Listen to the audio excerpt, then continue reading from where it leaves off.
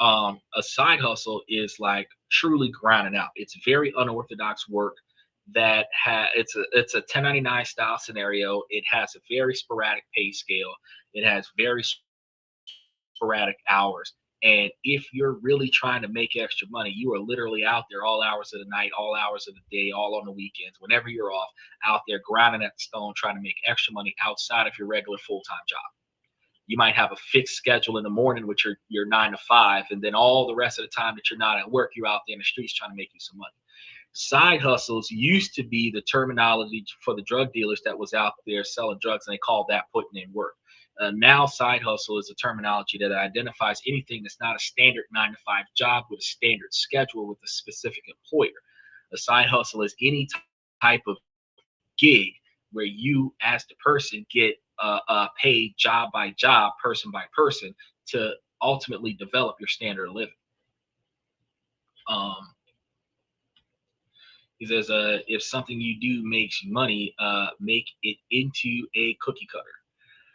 Uh, I guess I think the dynamic is that you have to really filter out some of the things that you're doing to make money, because some things take more effort to get a dollar than others. It's like the difference between investing in a $300 per share stock that's giving you $1 per share versus investing in a $3 per share stock that gives you 5 cents a share. If you can buy 500 shares and get $5 off of 300 shares of a $3 stock versus getting $1 off of $300 for one share of stock, you're getting 5 times more for the same quantity of money. Likewise, with your side jobs, your gigs and your hustles, it should be the same thing, that you should be doing less work for the money and getting 5 times more money off of the work when you balance your work against other work. You should never be in a situation where you're breaking your back and your blood, sweat, and tears all over the place with everything that you do, because you're going to end up burning out. You can only do so much. And that's one of the reasons why I try to find things that can operate in the background while you're operating on your 9 to 5. So when you come home and go to sleep, outside of waking up several hours later and checking for customer complaints, you can literally go through the um, um, the site that you set up and look at the market and then adjust to whatever changes needs to be made after you got you some rest. Because typically anything that you do online's got like a 24 to 48 hour turnaround, and if you don't get an appropriate response, then you start saying, hey, what's going on? But that also means that if you went to work today and then you went to bed tonight, then you wake up in the middle of the night, then you first thing you do when you wake up is check and see what's going on with your customer complaints. And then if you have any, you can address them as soon as you get off from work before you go to bed the next time, and you're still able to work 2 jobs, but you're not working as hard. Steven says, one day when I get more time to myself, if to myself, I'm going to get a few side hustles. Well, I can tell you right now, Steve, the mentality you have is phenomenal. However, you are working what I understand is a full-time job and then going to school. Now, going to school is a full-time job. At that school, at college, your goal is to network into the kind of job that you want. So you should be talking to alumni. You should be talking to mentors. You should be talking to professors. You don't just go to college to sit in the classroom and study and then walk out of the room. You want to utilize the full accessibility of that campus and talk to people in places that you have never been in, and network and really get out there, really expand your exposure so that you can get everything that you need to be successful. Now, if you find the kind of job that you want, that is paying the quantity of salary that you want, you don't need to have several side hustles. In order for you to have on your mindset that you're going to have several side hustles, you're going to have in your mindset that you don't have the kind of job that covers the standard of living that you have. Now, granted, you can have a hobby that you can turn into a side hustle that you can master so that you have a second income coming in that is automated, so that your primary income, if anything happens to it, does not become the only source of income that you have. But if you are assuming you have 5 or 7 operating on the side plus your primary thing, each side hustle typically takes 10 to 20 hours out of your week for part-time. And if you're talking about a few is more than two. And that means that if you're doing 10 or 20 hours a week off of three different side hustles, you're looking at putting in 30 to 90 hours of work outside of your regular 40-hour job. That's probably working you right now 55 hours. I know you sound like the kind of person that's putting in that extra 15 hours of overtime whenever possible.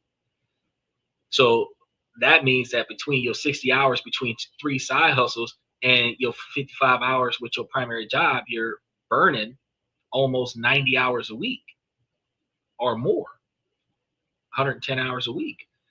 You barely got enough time to sleep. It's better, instead of being the jack of all trades, to just master one thing. So you've got your primary source of income that's always coming in.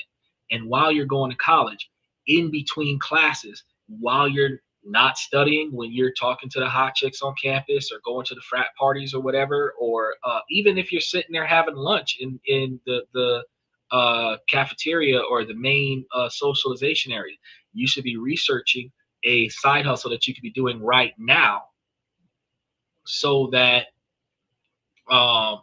you can put that into action while you're in college. And then by the time you get out of college, because I figure you're going to be in college for another 2 or 3 years, by the time you get out of college, whatever it is that you're doing during college should be paying for itself by the time you get out of college. Then your primary job hopefully should change, and your side hustle should ultimately improve to the magnitude where you can be going to work because you want to, or you could quit that whole career path and just focus on that expanded side hustle that has now become a standalone business. It becomes a standalone business once the money you're making off of that side job meets or exceeds your primary income.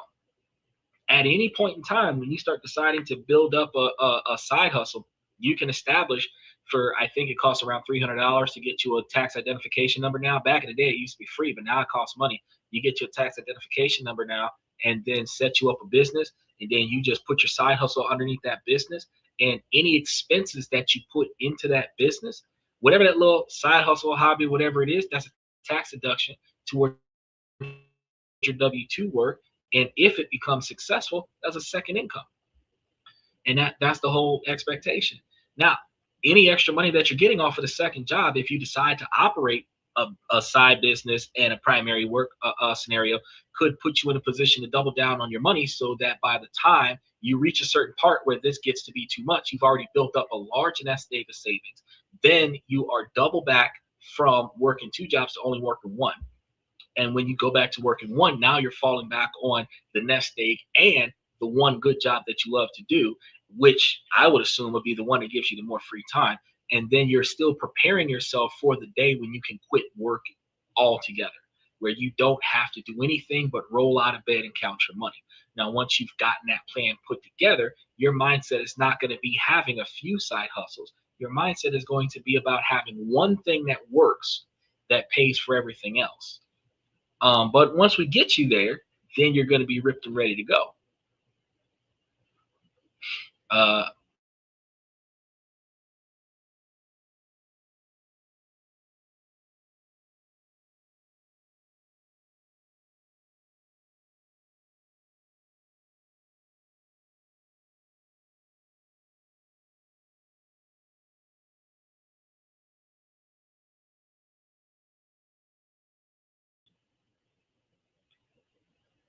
Okay, so I think we've got the internet fluctuating right now. So give me just a second to get this back up, because Michael had a comment and I missed his comment.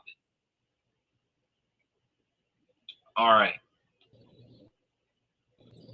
Jesus. There we go. All right.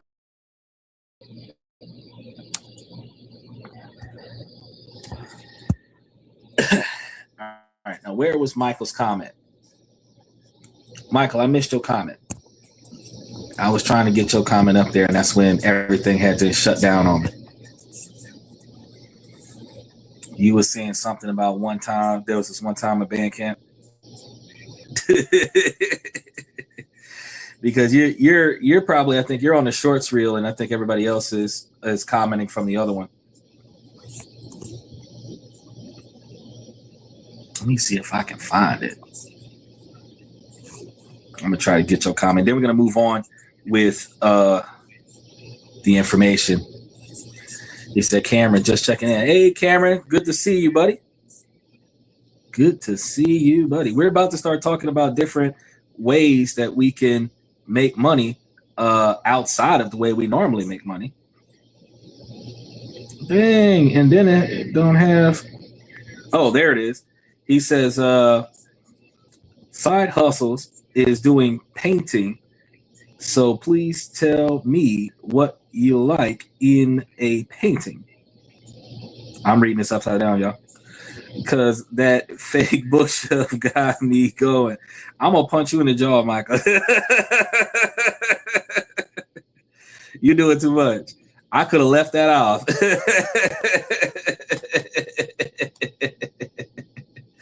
Michael be playing games. You're the only one that can get away with that, Michael. Not too many times, though. All right, let's go ahead and get in here. I'm going to try to see. Man, I should have had my laptop stand up here. Not my laptop stand, my cell phone stand. I was sitting over here thinking that this computer was going to work well. Oh, yeah, that's right. Okay, so the hotspot went off, and it's got to switch over to the internet. I forgot about that. Okay. No worries. Because I'm sitting over here wondering what happened. We got like 6 bars. All right, we're going to get started.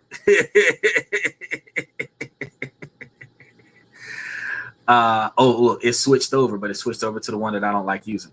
It got to switch over to the one that's right next to me. And okay, so we've got hey man, loving the channel so far. You've got some really interesting takes. It's so inspiring to see in okay. I don't think that is good, but okay, so I appreciate you liking the show with a good compliment, but I'm gonna go ahead and block you because the rest of it was wrong.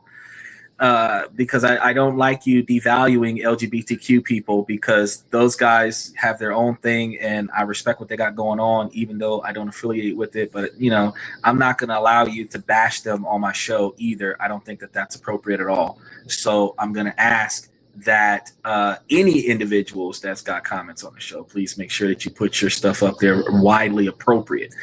So let's go ahead. Michael jumped in. Yay. I know, Michael, I appreciate you. We're getting through the internet just refreshed. Hold my finger. Oh no, I think we got it now. We got the internet just refreshed. Should have been using your finger. You sitting over here talking about it needs to work out. What's that guy or chick or whatever, Vaseni or whatever, came in and made the comment? You should have been the first one. I'm sitting over here wondering where you at. You were supposed to be running the show. I'm gonna put this up here and see if we're gonna get better internet. All right. So, and then I'll be prepared for just in case this goes down sideways a second time. All right. Now, what if your empty garage could be making you money while you are at your 9-to-5 job? For those of you that got a garage, or for those of you that got some parking space in your yard. Because I know that over by the Ray J Stadium, there are a lot of people who have parking space in their front yard, and they will sell parking space during the game, during the Bucks games and during the baseball games. They sell parking spaces to people so they make a little bit of money by leasing this out during the games. But think about it, not just by throwing it out there for a little bit of pocket change, but like a steady and passive income. And what if getting paid to play with a dog wasn't just a 10-year-old's dream that could actually pay your bills? So we've all seen the myths of free money, click a button, watch an ad, fill out a survey, and become a millionaire. And it's a persistent, annoying lie. And frankly, I'm tired of it. So I went looking for the next best thing, not free money, but money for almost zero efforts. He said a desk size. Hold on, everything froze up on me again.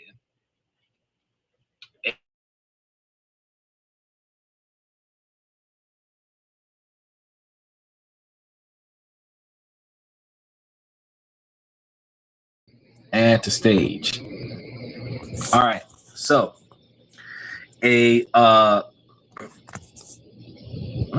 put me in there. Put me in the ring, coach.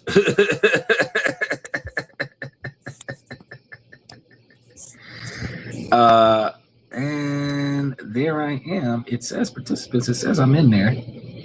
Let me know if you can see me, guys. I'm trying to see. Oh, there. Nope. Catching up. I strongly apologize for the fact that it is not going the way we wanted it to go for today. I think they decided to go ahead and maintenance this damn tower again. Oh, okay, there I am. All right, I'm going to try to lean on this because this is getting on my damn nerves. All right, so let me go ahead and take this one out.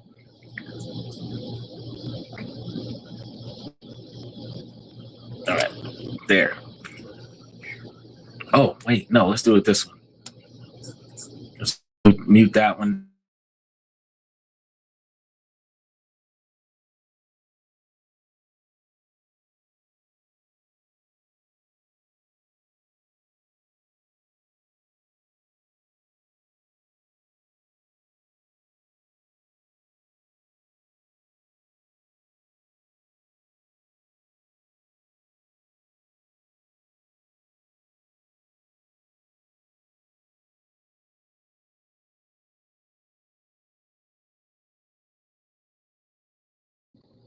Because the thing just kicked off again. I'm just gonna give up on them. They're not doing right. They ain't doing right by me. The browser keeps kicking off.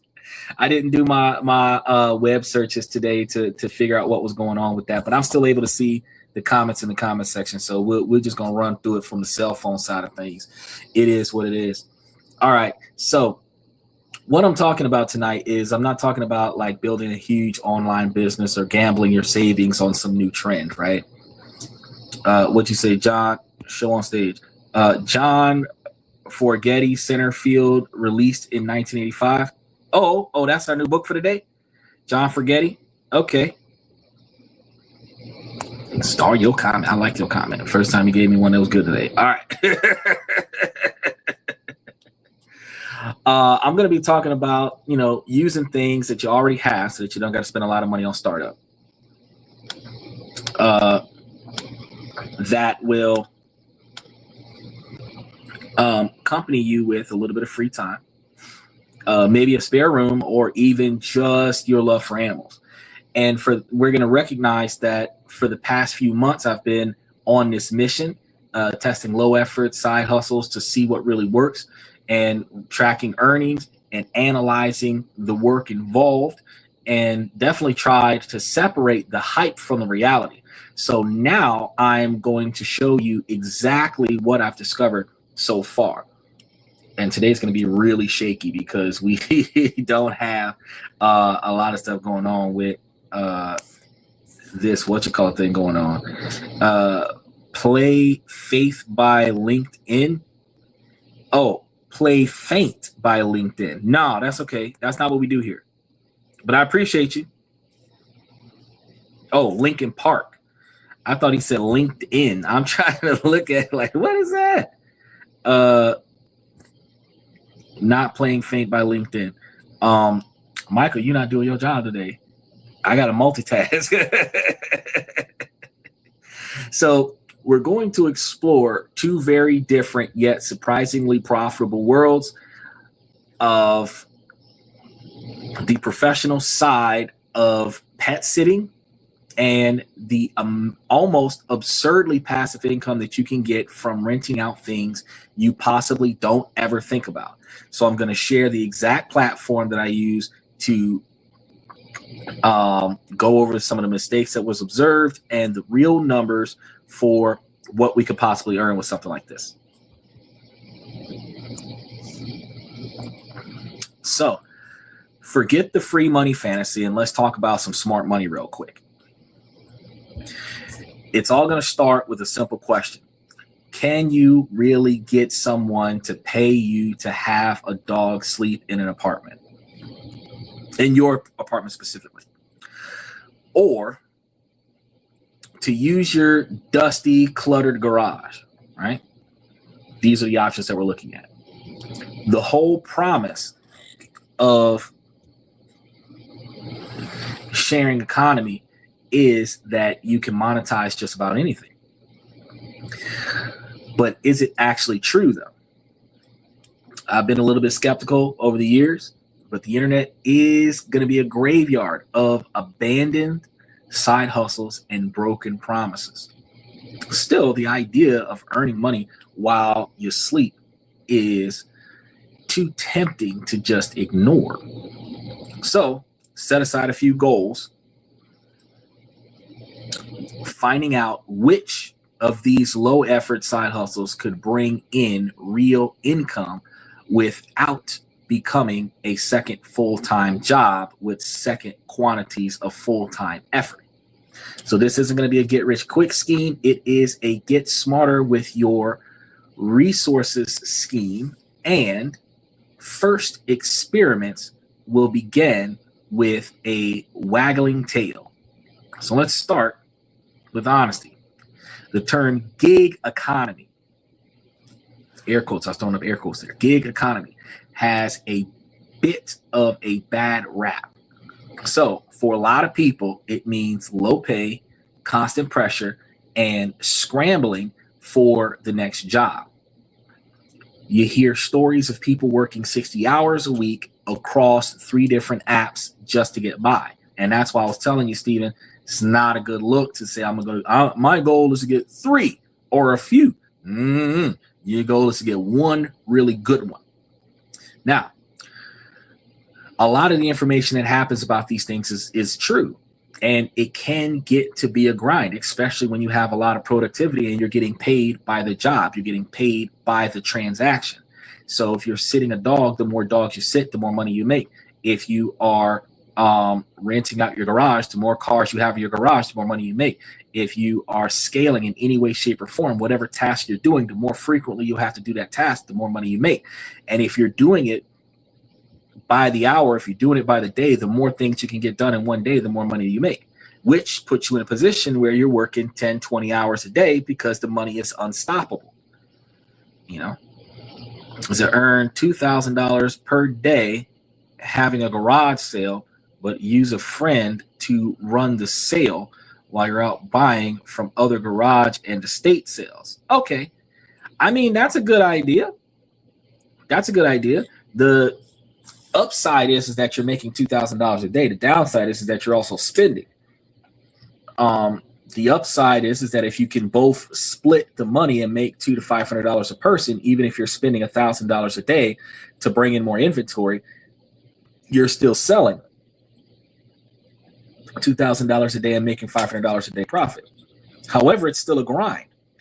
You're also looking at, regardless of how much money you are making right now versus how much money you are spending on getting more product, you still have to recognize that you have a pretty decent overflow of income, and then you still have to recoup what you bought already. So you're buying an inventory, and whatever hasn't sold is still sitting there in limbo, and whatever you're about to buy is liability that you're going to hold until it sells. So you have $10,000 worth of stuff that can be sold, and you're selling $2,000 of it every day, but you're spending $1,000 every day. You still have like a $10,000 overhead. It's still good.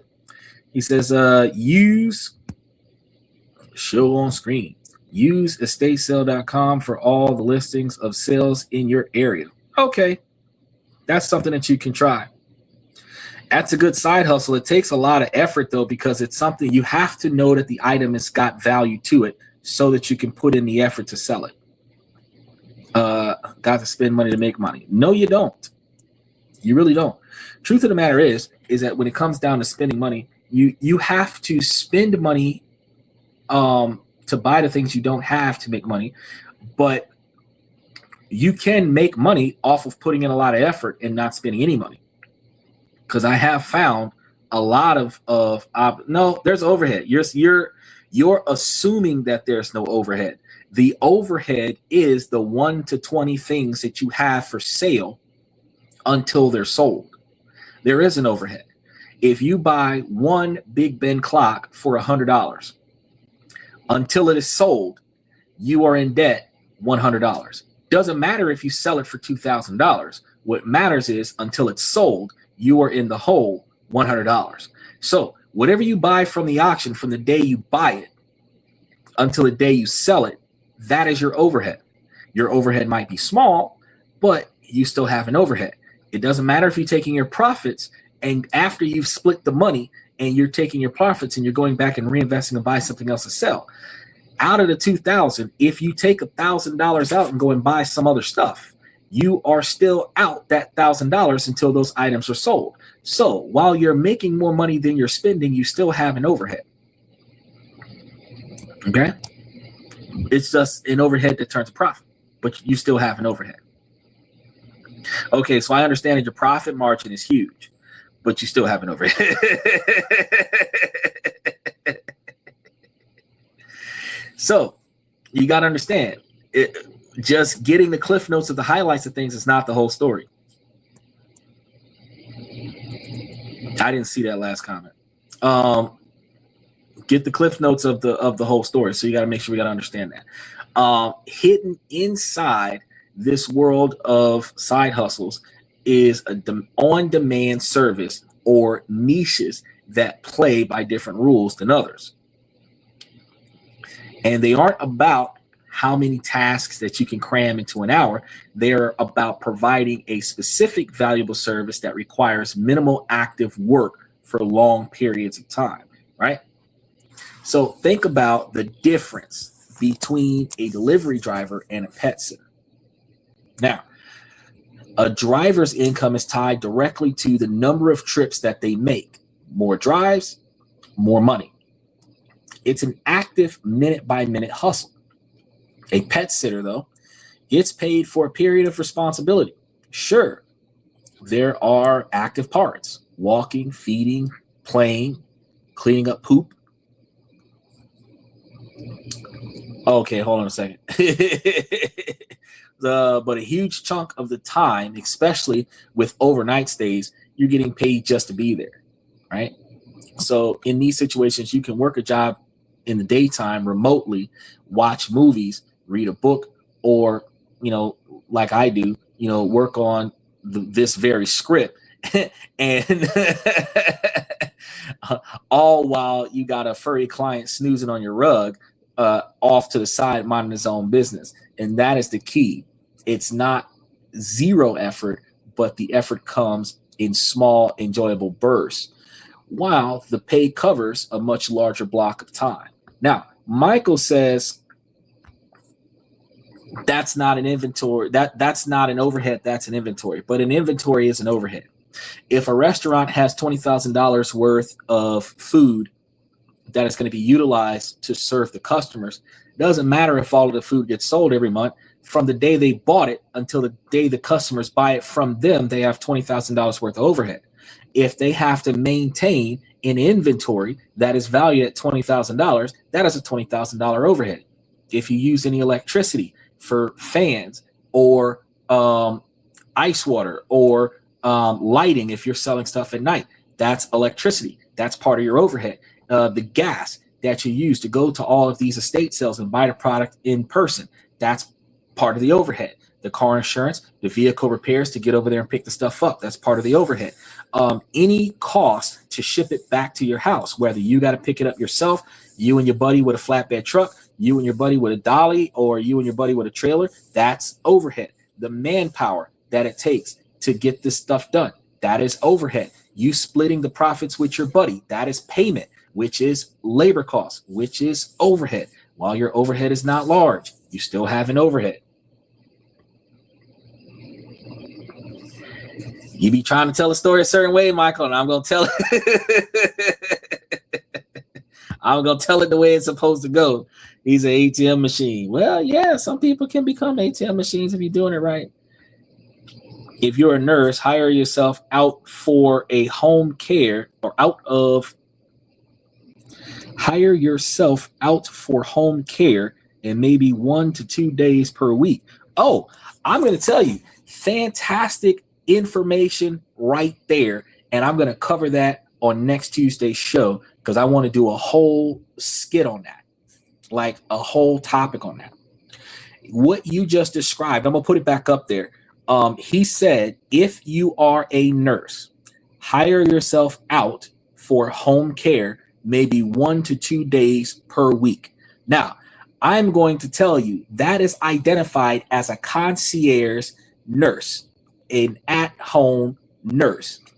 You can get all the appropriate licensing to do what you do, and then you can subcontract yourself to be an in-home nurse. You do not have to affiliate yourself with a major corporation. You do have to have your insurances just in case you do something malpractice level, but you can door to door and get paid by the hour. If you each patient that you have, that you might spend 1 to 3 days a week with each patient, but you've got 3 to 5 patients a week, you've got a full schedule. And if each one of them is paying you $25 or $30 an hour or $35 or $45 or $50 an hour, when you start thinking about paying for convenience, you might get paid $50 an hour to go to people's house, give them their medication, feed them. If you're an at-home nurse, you might have to give them baths and stuff to that effect, get them dressed up, especially people with cerebral palsy, and bring them to where they have to go, their doctor's appointments and stuff. And just being an in-home nurse, you'll be getting paid by the hour to roll with somebody instead of having to always go out there and go hunt. Yeah, still an overhead until I saw the truth. Yeah, I know.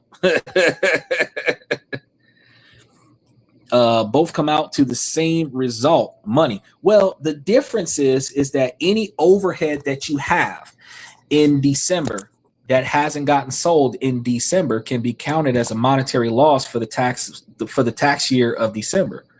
And so it does matter how it comes out. If you buy the stuff this morning and you sold it this afternoon, it's not there, but you turned a profit. But if you bought it last week and it's still there this week and it gets sold this week, it was there for 7 days. If you bought something on the 25th and it hasn't gotten sold yet and it's the 5th, then that means that it could have rolled over December 31st, and it's part of the inventory for 2026 because it hasn't gotten sold yet, but it is part of the liabilities that is tax deducted from 2025 because you bought it and hadn't sold it yet. And that's why I was explaining to you the difference, because I know you know, but not a lot of people do. And that's why I was trying to make that observation so that people understand that. Now, this realization of how we can be getting paid in different ways without having to grind is, in a way, something that we need to focus on and we need to pay attention to. Okay, he says, oh, well, Michael, you are not putting in work. You got me using all my fingers today, Michael. I could have gave that guy the middle finger, but I don't want YouTube to be waving their finger at me. Because I got paid to go to nursing homes and do D-cup care on patients, and I charge $300 per hour. Sweet. That's why I told you I had to do the research, because I don't know how much you would get paid off of that, but I know that if you're doing it in nursing homes, And if you're also doing it at people's homes, that you can charge a lot more money than getting paid minimum wage or like $10 or $15 over minimum wage to do it for a big corporation. When you're subcontracted, you can get paid a lot more money for the same quantity of hours. And so I want to cover concierge nurse and subcontracting yourself as a nurse. And I'm going to put that aside for next week's show, because I think that's a fantastic thing for the people in the medical field who are tired of working in the hospital and not getting their fair share. You know, if you're working 4 days on and 3 days off, you can find yourself picking up an extra 1 or 2 days doing concierge work, and then kind of transition into doing that permanently, where you can go from working 4 days a week at the hospital, getting your 40 hours in, to working 4 days a week for yourself and making way more money. So I want to talk about that next week. Now, back to the main thing. We figured out that you're not looking at another job to drain your energy. You're actually looking at an income stream that can fold into the life that you have with the least amount of friction possible. And that's one of the things that we want to work on when we're talking about these two side hustles. Now, the final push is going to be discovering platforms that handle all of the annoying stuff like marketing, payments, and even insurance, and a lot of things. Apps like Rover or Wag act like a personal agent for you.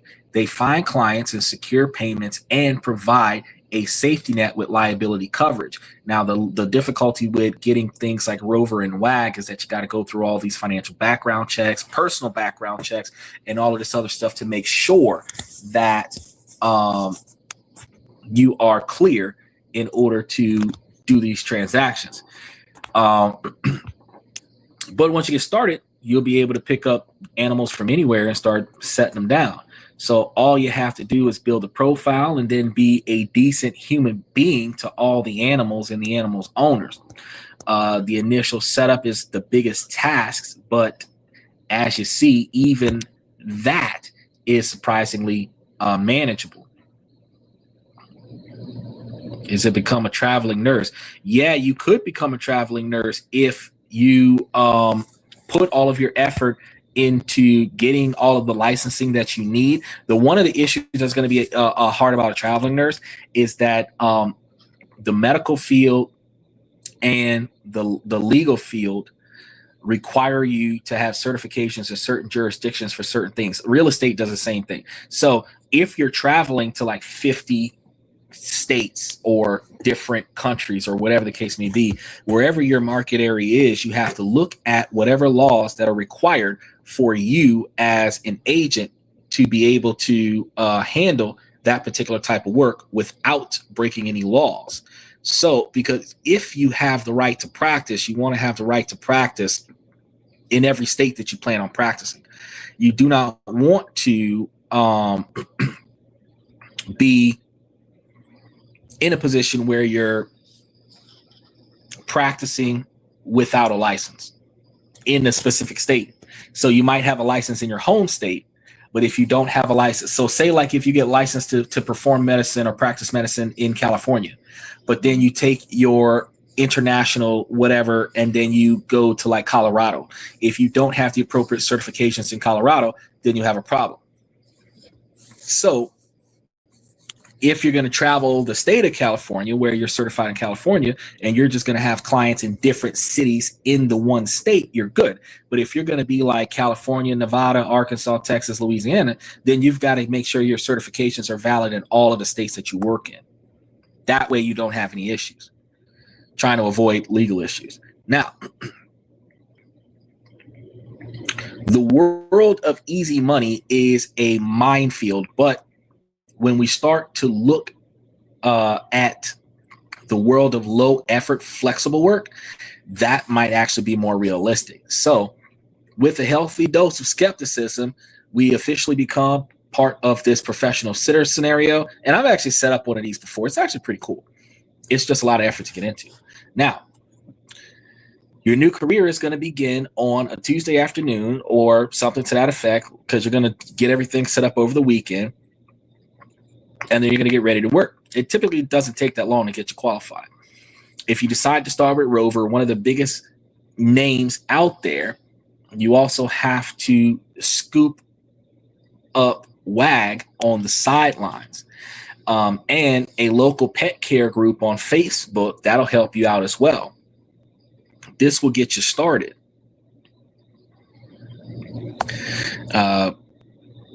Best side hustle is happy birthday.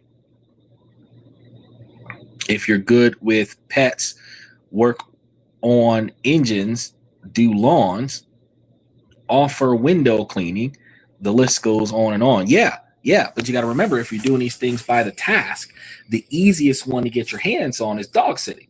A lot like babysitting. Just don't let the creature die. That's your only goal. Now, if you're like me and you've got dogs in your house, your dog has to be a friendly dog with other people's dogs, because your dog and their dog are going to be interacting with one another. And if your dog hurts their dog, or if their dog gets hurt running from your dog, that's going to be a situation where you're going to be liable for the medical treatment of their dog, which could go on to be very expensive. Special shout out to R4.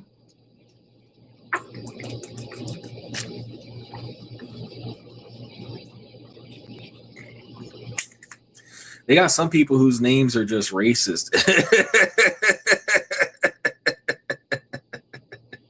But this one's pretty interesting. R Forum. I didn't see his other comment, but that's okay.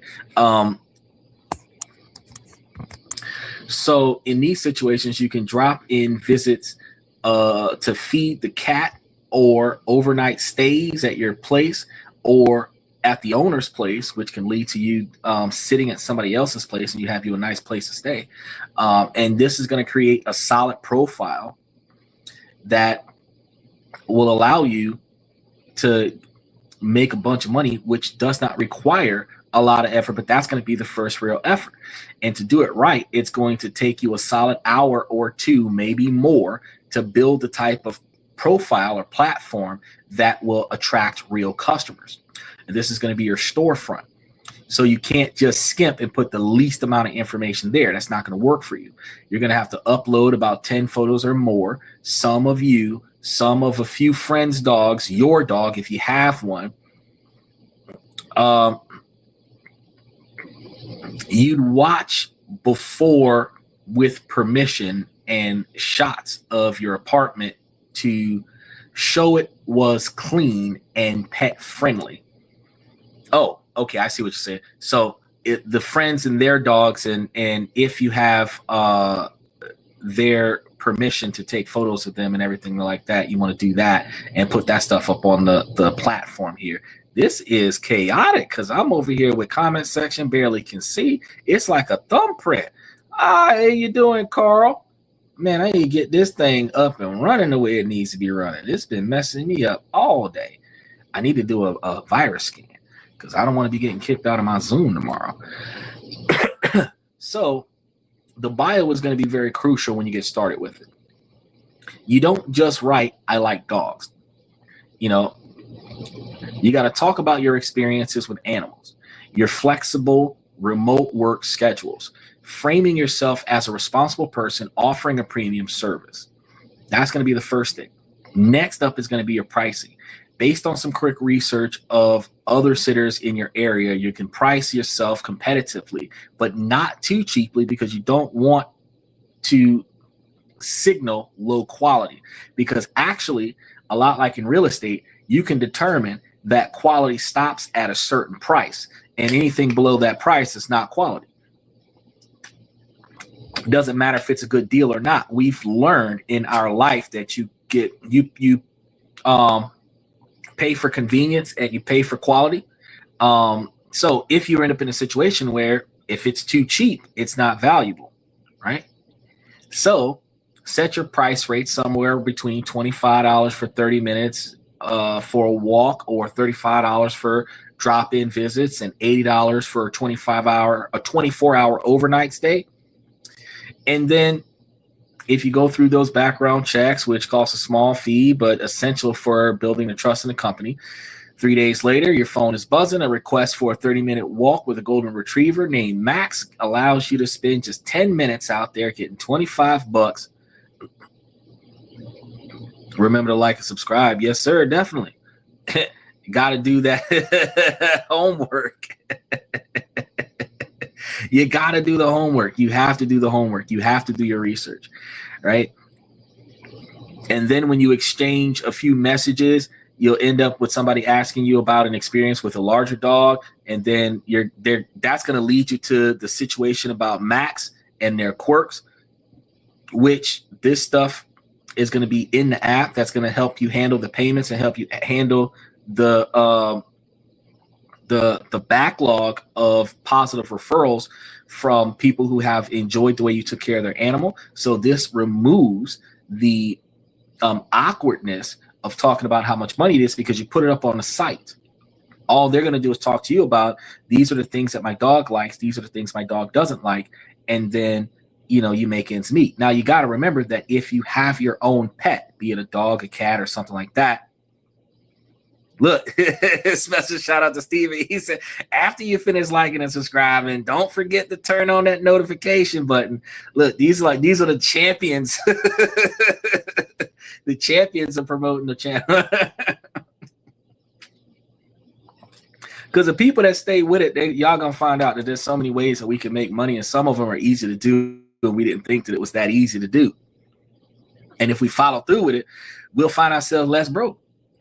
Now, the work itself, once you get all of that stuff up, is literally a walk in the park, literally, because you're taking a dog to a dog park, right? So if you show up, you got the rundown from the owner of how to interact with the dog, and you spend the next half hour strolling with the super friendly animal, because their animals have to be friendly.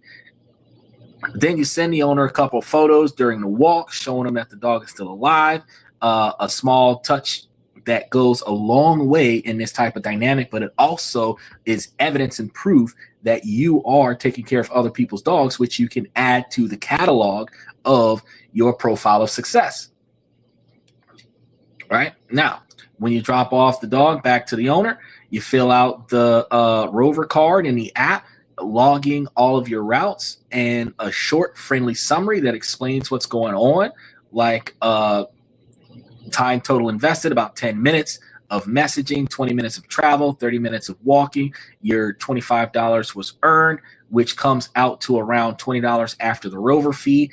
Not a fortune, but $20 for an hour of pleasant work. It felt like a huge win, right?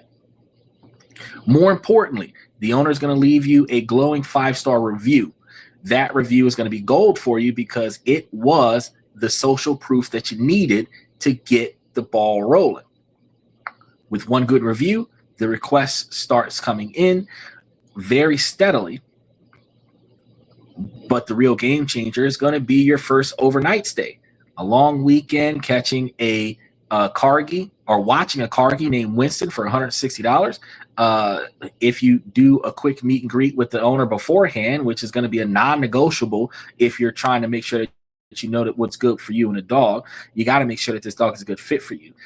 You can't just take anybody's animal, because that's just not going to work out. Now, you get you a dog that's a pretty decent character, like a loaf of bread with legs and a little bit of an attitude, right? You go along with it just for the weekend, right? Find yourself with an animal that is surprisingly low key. The work involves like 3 20-minute walks a day and dishing out food. The rest of the time, mostly the dog is going to be sleeping while you work on your laptop, watching a movie, if I'm doing a podcast, whatever the case may be, and the weekend's going to fly by and you got paid $160 because the dog is in your house. Essentially, you're getting paid to live the life that you normally would have lived. It's just with a dog in the house that's not yours. Of course, you can't take off for 8 hours and leave the dog in the house by himself spontaneously. But for a homebody, it's barely an inconvenience. For somebody who's already at the house working off the computer on a regular basis, it's barely an inconvenience, and it allows for extra money coming in. Now, by the end of the first month, if you have earned just over $500 off of a handful of dogs that you would have been watching, you're getting a significantly larger income without doing a significantly larger quantity of work. Just actually a little bit more cardio in your week than what you would have done if you would have been trying to get outside and get some exercise yourself. Now, you're going to have a very little life-changing scenario because the money is going to pay for your car, groceries, a few dinners out.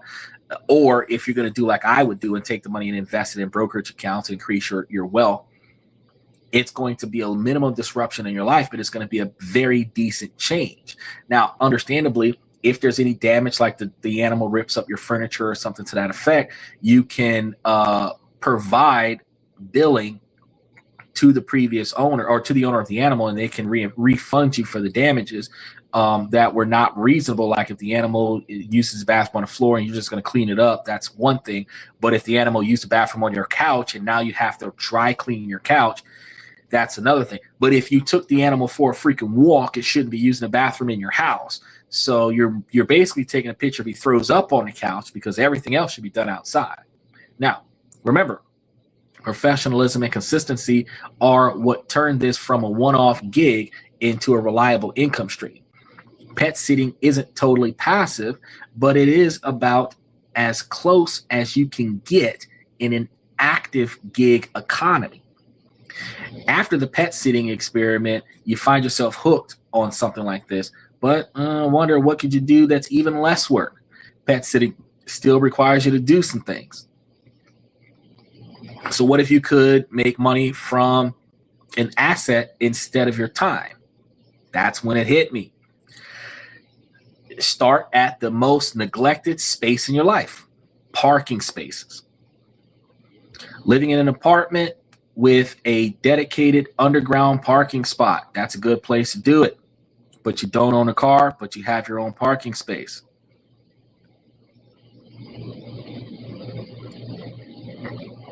Oh, hold on. Michael got something. Let me, buddy. Got to bounce him off. Michael said, average dog sitting rates generally range from $25 to $60 per visit for drop-ins and $60 to $100 per night for overnight. Right. So notice how I gave you average market prices when I told you $35, $25 to $35 starting off, and then $80 for the overnights. That's not the top end. And if you're just starting off and you're charging like $25 or $30 to get started, the more clientele that you get in, the more you can raise your price. But if you're getting $60 per visit to drop in and you have 5 visits that day, you know what I mean? You just made $300 to drive to 3 houses and feed some dogs and go back home, right?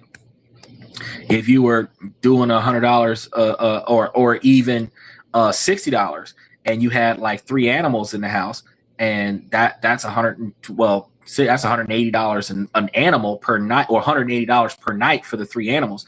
And if you had them for the weekend, you know what I mean? You just made like $600 for the weekend to keep 3 dogs from eating each other at the house if they're all friendly animals, right? It's a good gig based on location.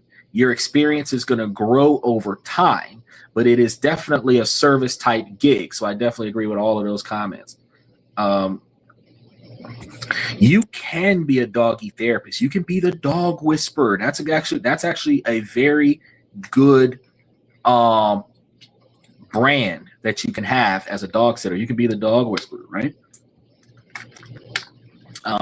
Finding out what's going on with the dogs and giving them your undivided attention. Anybody who spends more time being lonely and less time feeling satisfied with the way their life is going, you could spend more time with a lot of other people's dogs and get paid to do it, which would benefit you financially, because a lot of the reasons why you have emotional distress is because you can't afford to have an extra person in the house to give you comfort. So get you a dog, get you somebody else's dog, have them pay you for it, and then, just fill your calendar. You know what I mean? If you have a parking spot in an apartment complex, or if you have a garage that you can close the car in, or if you have a driveway that doesn't have a garage that the car can be parked in, or if you just have space in your yard that is enough for a car to sit in and your landlord's not going to care about it, or if you own your own house, you can just put the car there, cover it with a tarp so that nothing happens to it. All of these things will work. So for years, if you have this patch of concrete that's somewhere around your house that you're paying rent for, if you're renting a property, you can discover that there's a whole world of apps for this, because in the United States, Spot Hero and Neighbor are popular. Neighbor calls itself the Airbnb of storage, letting you rent out a garage, attic, or even a closet. For parking, dedicated apps let you list your spot by the hour, by the day, or by the month. In Ukraine, you can find similar options on platforms like OLX and specialized apps like Park Me Up that are starting to emerge all over the place. So if you didn't know, you got a place to put your car, shoo. Say for example, you got a place to park in your parking lot, like reserve parking for yourself, your car. You can rent that space out to somebody else, put your parking permit on that car until they come and get that car. And you can get paid for these cars sitting in your parking space. As long as you've got the permit for the park there, they can utilize the space. You can utilize the space for any vehicle that's got your parking permit on it, right? Michael says, sometimes I take a new puppy that someone has and I raise them, and they go home at night to the owner. The dog gets exercise and trained by me. Oh, yeah, you could be a dog trainer. I didn't even think about that. That's actually fantastic and in line with us being able to make money for ourselves. Yeah, you could be a dog trainer. What's this button do? Oh, no, we don't want to do that. Ah! Just threw some stuff into the comment section. I ain't trying to. That was a referral for StreamYard. Now, to set up, it's going to be even faster than when you set up for Rover. So you want to pick a local classified site. You take 5 clear photos of the spot, different angles of the spot, so that people know what's going on with this spot, right? You want to showcase the security gate, any access to it, and then you want to write a simple description. You're pricing it like $100 a month.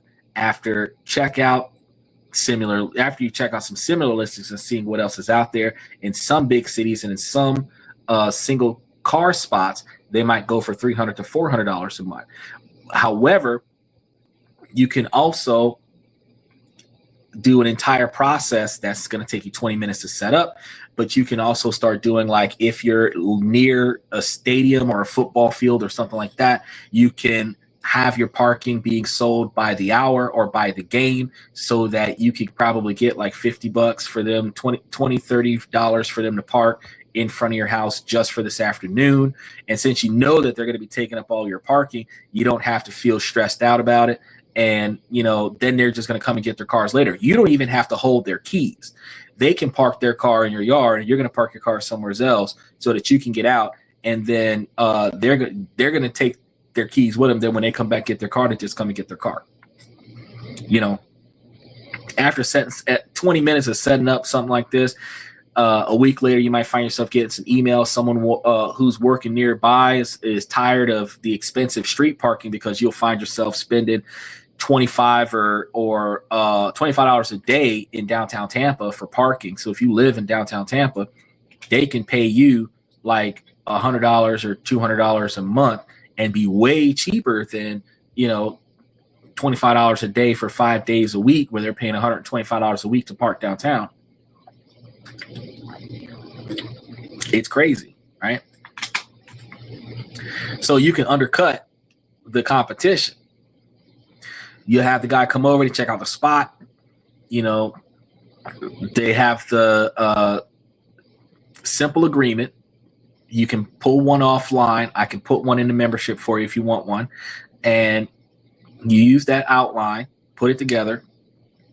They're going to pay you for the first month. And in some situations, you can give them the garage remote, since you're giving them control of the garage to put their car in. However, what you would do in a situation like that is you would have different locks to enter your house from the garage. so they can't just turn the door and walk into your house because the garage is going to be easily accessible. And that's it. That's all you do. Now, your monthly effort for this income stream is now about 2 minutes long. And then you're going to get a bank transfer and you're going to send a quick thanks to the person every time you get paid. That's it. No walks, no feeding, just $100 or so into your account every month that the car is sitting in your garage or sitting in your yard somewhere. And that initial $20 or 20-minute setup is now going to be earning you upward of $1,200 a year. Now, this got me thinking, what else are we not using? So clear out some storage lockers in the basement, list them for $50 a month.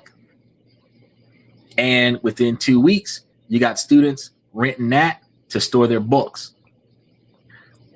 The effort is going to be the same. A little cleaning, 20-minute ad, and a quick meeting to hand over the keys. People are doing this with all kinds of assets. On Hip Camp, people are renting their backyards to campers. On Peer Space, they rent interesting rooms for photo shoots. So those hoarders, where you like to theme a room for some stuff, you can rent that room out and make a bunch of money off of it. In Ukraine, services like Goodzilla even help you rent out anything from a power drill to a party tent. This taught me the most valuable lesson yet. If you look around, you will find the best money-making tools that you might already have as assets in your own home. So I was like, wow, this is a lot of stuff. So you might have 2 new income streams, because if you start off doing a professional dog cuddling, providing doggy therapy, and then you have a micro real estate monologue where you're renting out your properties, which one do you think is better? It's the one that fits your life and your goals the easiest. It's not about superiority. It's about convenience. So let's break down all of the information that we had through all of the browser failures that we had today. You have active versus passive streams. Pet sitting is going to be active. What was the other ones that Michael was talking about? Lawn care is active. Window cleaning is active. He had a lot of them. Look, I'm trying to find. Oh, here goes another active one. Start your own pickup service for drunk people. They call you.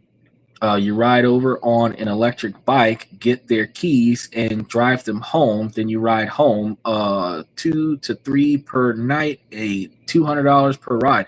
I think there's a company that's already doing that right now. I know there's a company that's doing that in Taipei. They have a company that's doing that.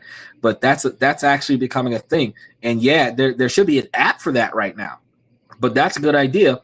If you're in an area where that app is not readily done, you could actually do that. And then you can advertise to the local bars instead of advertising to the local clients, because bars have a responsibility to cut off their clients when their clients are too drunk to drive.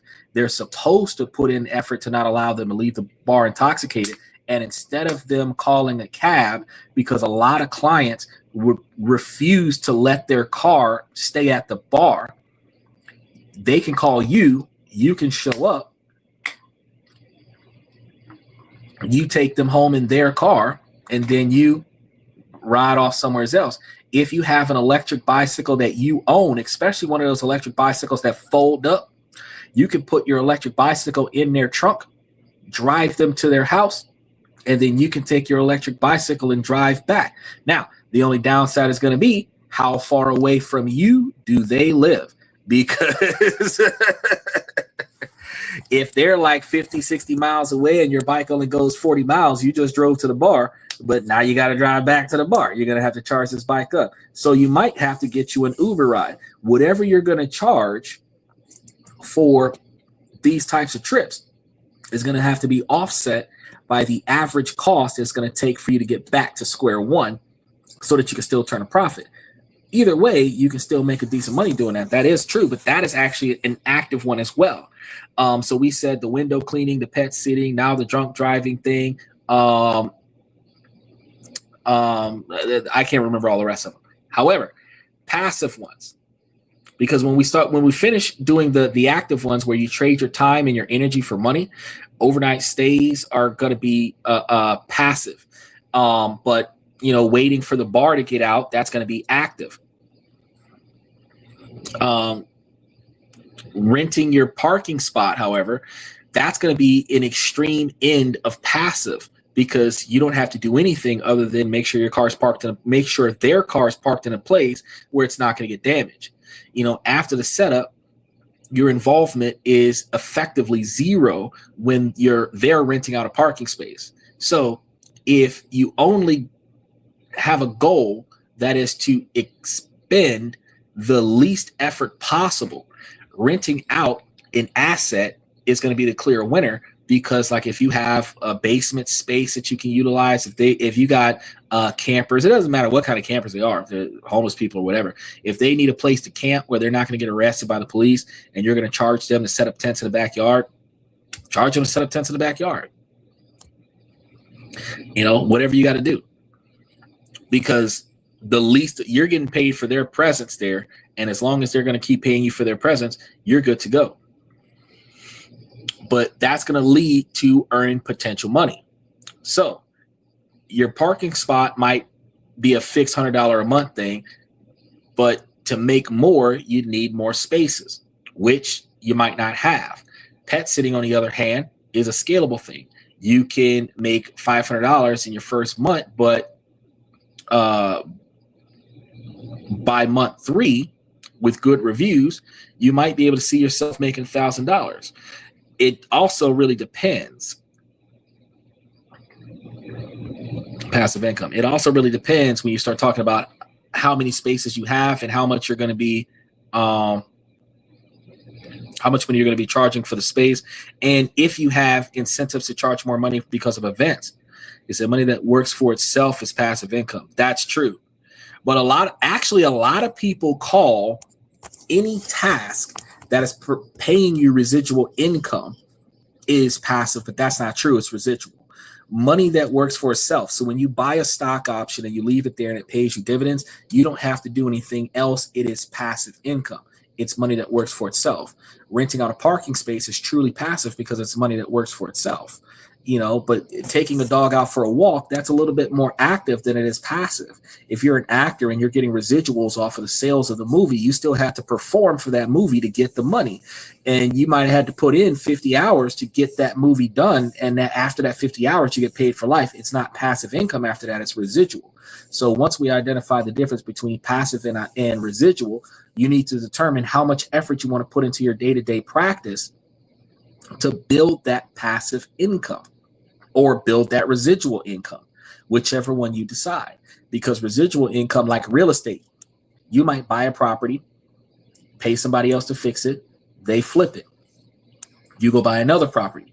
That's not passive income, because you have to go through the effort of negotiating and closing the deal to get the property. Then you have to wait for the contractors to finish fixing the property. Then you have to go through the effort of getting the property sold, and then you get the profit. Now, if you're a real estate investor, you give somebody else your money, they do all of that stuff, and then they pay you back with interest. That's passive because you didn't do anything. You just gave them money.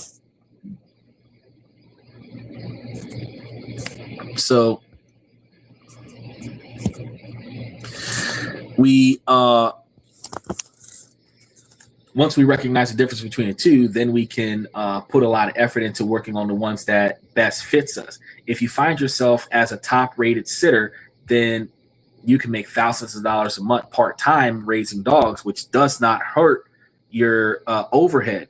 Yeah, both demand effort. They do. Passive income demands a little bit of effort, and residual income is going to require way more effort than passive income. Because, like, for example, the most effort that I would be putting into a brokerage account is continuously adding money to the shares that I've already collected. The most effort that I would put into a rental property is the repairs, the insurance, the taxation, the holding costs like HOAs or whatever the case may be, customer concerns. So if they don't like the neighborhood, or if they don't like another neighbor, if I have two properties next door to one another, then I got to choose which tenant I'm going to keep and all this stuff. So if they're late on their rent and stuff, so there's a little bit more effort in a buy and hold than what there is in a fix and flip. And there's more effort in a fix and flip than what there is in a brokerage account. So you have to decide, do you want to have that brick and mortar company that you have to show up and put more effort into, or do you want to have that passive, automated, it runs off of a computer, you don't need any effort to make money kind of gig? But once you start finding yourself with an overflow of customer base, that's when you can raise your rates because your reputation has grown. So it's going to be a classic trade-off. Renting space is low effort and low reward per asset, while pet sitting is going to be high effort and higher reward. Then there's the barrier to entry. Both are incredibly low. For pet sitting, you just need a phone and a love for animals. For renting your space, you need, well, space. So this is going to be the big divider. So if you live in a tiny apartment, this hustle is going to be a non-starter for you, meaning that you're not going to be able to get into it as easy as you thought. But if you have an empty garage, a spare room, or even a driveway, you have a valuable asset ready to go that you don't have to spend any money to start up. Finally, what about the risk? Both are going to be very low. Well, not as low as you might think. Thanks to the platforms that you're using that already exist, it's going to be lower than what it would have been if you assumed all of the risk. Because with the pet sitting, a dog could get sick or damaged in some situations. A thorough meet and greet helps, and the platforms like Rover are going to offer insurance for those scenarios. So while that little bit of money is coming out of the fees for you using a platform, if a dog gets damaged or like bubblegum stuck in their fur or something like that, there is insurance to take care of that. So there is a little bit of worry there, but not a lot. With renting a space, the risk is property related. So what if a renter stores something hazardous? You've got to deal with that because they're renting the space. Again, you have platforms that are going to offer some liability insurance and clear rental agreements that makes it clear that you're not going to allow certain hazardous and dangerous materials on your property. Now, the biggest annoyance is going to be dealing with flaky inquiries because you're going to have a lot of people asking about it but not really taking action on it. But once you find a good long-term renter, it's going to be a totally silent scenario. So, which one do you think is better for you? If you love animals and have free time, especially if you work from home, pet sitting is fantastic. High potential hustle. If you're more of an introvert and you have unused space, you don't really want to deal with people or animals, renting out is a no-brainer. Because you're renting out your space for storage. You're not renting out your space for people, because if you don't like people, you don't want to rent out your space for roommates. You want to give them the ability to utilize some of your land to park their stuff on your property, and you make money off of the existence of your property. Personally, you can keep both, because a parking spot is the baseline of positive income that requires no thought, and then something like that sitting is going to be your active earner that can ramp up when you save for something, or you can flex yourself in that when you don't have the time. He says, I delegate responsibility, freeing up more time for other things. Can't build an empire without the help of others. That is a fantastic mentality. I like the way you think, Michael. I do the same thing. Now, having these things together you can find yourself with a very powerful, low effort financial engine. And then if you have online or remote work anywhere throughout your house, you have your primary income, which is whatever you're doing on a computer. You have your dog sitting thing, which is a second income. Then you have your parking spaces and storage facilities all over your property, which allows you with a third income. And then if you wanted to rent space in the backyard for campers, you got a fourth income. So when Steve was talking about at the beginning of the show that he wanted to do a few hustles on the side when he gets more time, now you got a few hustles. Because you're on campus a lot, you might not do the dog sitting thing, but you might actually rent out the space that you have in your backyard and in your basement and in your driveway so that you can make money without having to do anything. And then you can still work on your full-time job and you can still work on your education because you do not have to pay attention to the asset being on your property. You just have to collect payment because it is still on your property. Now, I'm curious, based on your life, which of these sounds more appealing to you? Are you on team pet sitter, ready to get paid for puppy cuddles? Or are you on team space renter, looking to turn your empty garage into a cash machine? Let me know in the comments below because I read every single one of them as you see. And if you're enjoying these deep dives into making smart money, do me a favor and take that opportunity. If you haven't done so yet, hit that subscription button and then hit those notification buttons. I've got a lot more experience lined up and you won't want to miss what I test next because I'm going to be doing some research about that concierge nurse, that traveling nurse thing that Michael just talked about today. And we're going to talk about the ins and outs and the benefits of performing that as an income for next Tuesday's show.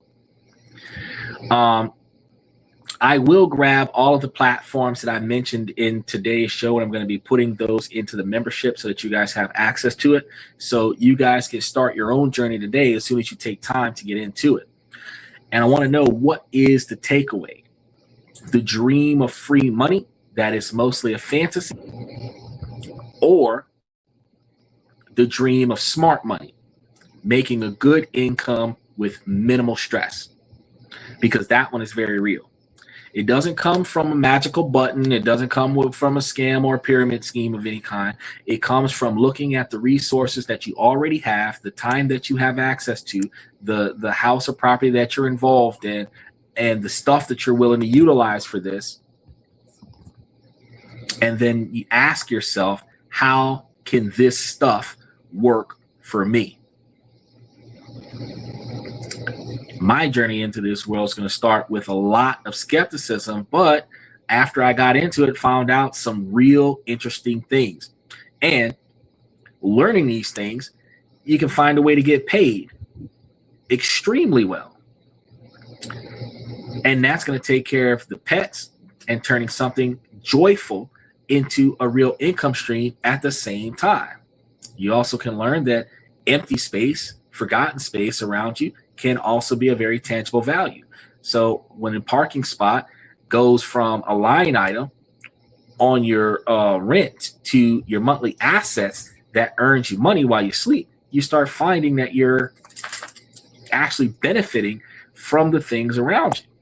He said, the book of the night, I Pencil by Leonard E. Reed from 1958. I tell you what, we're gonna make a habit of having a different book every night. I might have to go back through a lot of these shows and grab all of these books and make a list of them in the membership so that people can go and pick them up. He said, a bird in the hand is worth two in the bush. My mom used to always tell me that. She also used to tell me stay off the top rope when I was playing Raw versus SmackDown. And every time I got on the top rope, she would tell me I have no chance in hell. And then I would do that RVD frog smash off the top rope, and the dude would pick up his boot, and then I would and I'd be all frustrated because I'm like, she called it.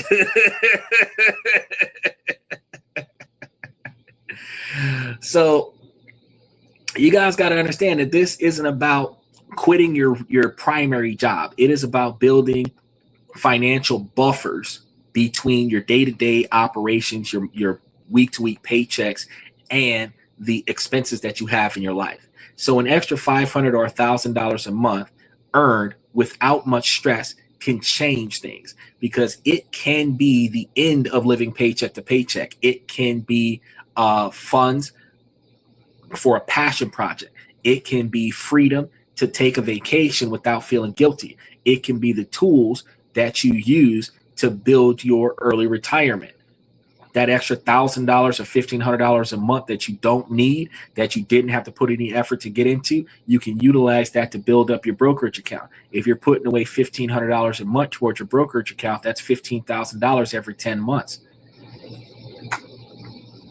30 months in, which is approximately 5 years, you know what I mean? You didn't put away like $45,000 plus interest. And that's not including whatever you would have originally put in there from your regular paycheck. The tools to do all of this work already exist, and that's going to remove most of the old barriers that prevented you from being financially successful before. So whether it's through the fun of pet sitting or the pure passivity of renting out a concrete slab, the opportunities are there for you. All you have to do is be willing to look for them. All right. Now, I know tonight was one of the roughest nights that we've had, with the internet messing up and the browsers crashing. I completely understand. I really appreciate your patience with everything that we've been going through today. What we're going to be dealing with tomorrow, I'm going to be putting it up tomorrow afternoon. I might throw it up there later tonight because I want to get next Tuesday's show up there before I forget. But I'm going to be getting our next country that we're going to be talking about for tomorrow night, and setting up all of the information that we need for next week. He said, you may find your side hustle is making more money than your regular job. So here's the thing. The reason why I'm encouraging everybody to find side hustles and consistent side gigs is for situations like the government shutdowns that we're experiencing right now. You can make more money, make money for you. And like you said, Michael, if you find a lot of these side hustles that are generating just as much, if not more money than what you're making off of your primary job, you can turn that into an LLC and make that a small business. Then you can put a little bit of money into advertising and you can expand on your availability. It just depends on certain things that are scalable, because it's harder for you to scale dog sitting than it is to all right, buddy, I see you playing chess. It's hard for you to scale up dog sitting than it is to scale up a storage facility. Because, like, for example, you might have some space for them to put some stuff in one of your apartments, but you might not have. Oh, okay.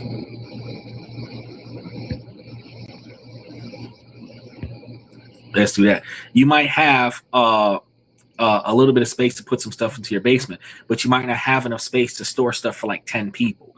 But if you have a storage facility that you build, because of the money that you're making from storing people's stuff, you might be able to start up a small time storage facility that covers everybody's stuff. Because a storage unit, you can pay 1 to 3 people to manage that place. And then you can have like 200 units or 1,000 units, and all they're going to do is keep the place clean. One person's going to keep the place clean. One person's going to collect the money. The other person's going to cut the locks off of the gates when the people don't pay the bill, and you're good to go. Whole business that runs for itself. So there's always a side hustle that you can have where you can find yourself in a position where that hustle becomes a full-time job.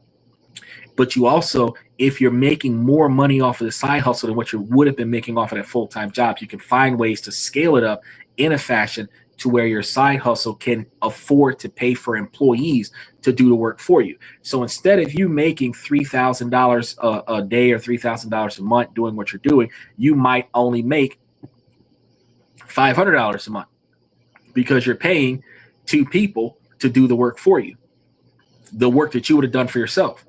Now, you'll say, oh, that's not enough money. But what do you mean? If the work that you were doing that would have brought you in $3,000 by yourself, you're able to pay 2 other people $1,500 a month to get it done, you can get twice as much work done. So if one person's workload would have brought you in $3,000 and now you got 2 people performing that work performing the same quantity of workload. Now you can have a $6,000 revolving door come in, and outside of the overhead, which you're going to take 50% out of, you would get $1,500. The business would get $1,500. Each one of your employees would get $1,500, but you've got 2 people bringing in $6,000 a month. And out of that, you're basically getting administrative pay to do the paperwork and advertise and lock in more customers. And if you leave that work on the other guys, they're locking in the customers and you're just getting a cut. So yeah, it's always good. And that's why I tell you guys, I want y'all to look into some of this stuff because it will help you expand what you're trying to accomplish. Now, hopefully I'm able to fix whatever is going on right now with today, because I have not had the opportunity to do what I needed to do with this computer because I have been backlogged. And I know that I've been saying for the longest period of time that I need to buy me a new computer, but I don't want to waste $3,000 right now on buying a new computer. I really want to get things situated to make sure that everything pays for itself before we start diving into paying for computers. So just bear with us because we got a lot more stuff for you. What I'm going to start off by doing now is saying, ladies, as long as the situation doesn't make sense, I'm going to keep asking you ladies to make it make sense. So ladies, please make it make sense.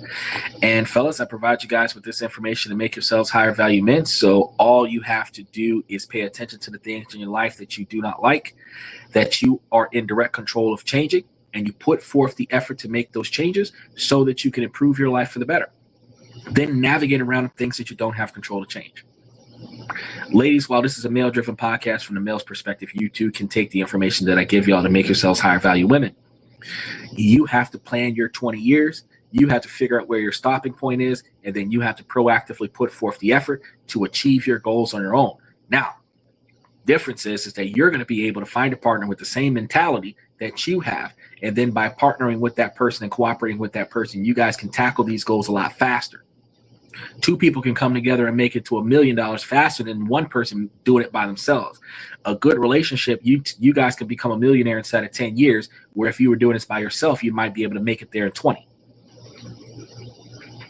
So when people start asking, what is the best part about getting married? Well, if my partner's goal is to make me a millionaire and my goal is to make her a millionaire, getting married to a person that's going to save me $97,000 worth of taxation between the 2 of us, we can really double down on our abilities to make ourselves financially successful.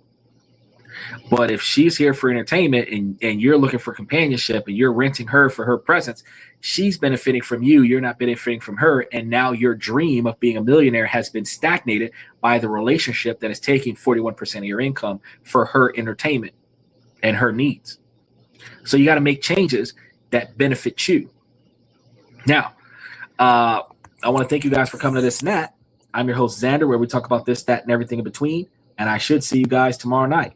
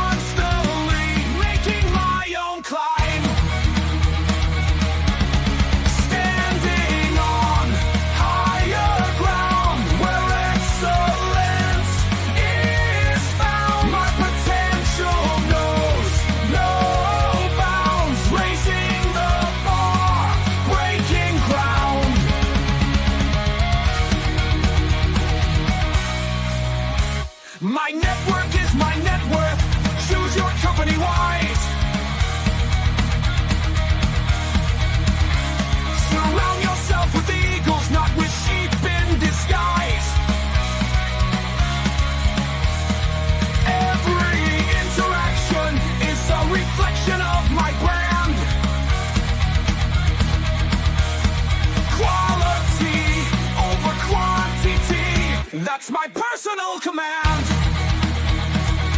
I'm not landing on higher ground where excellence is found. My potential knows no bounds, raising the bar, breaking ground.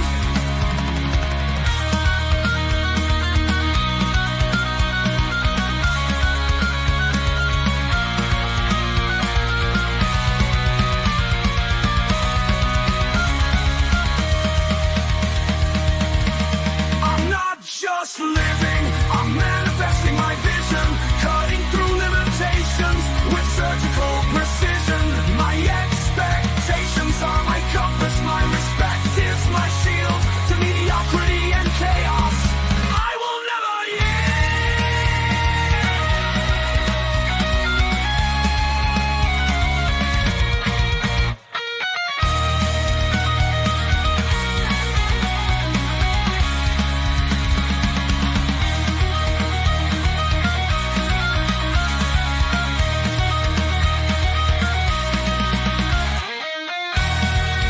I'm not just living, I'm manifesting my vision, cutting through limitations with surgical precision. My expectations are my compass, my respect is my shield to mediocrity and chaos.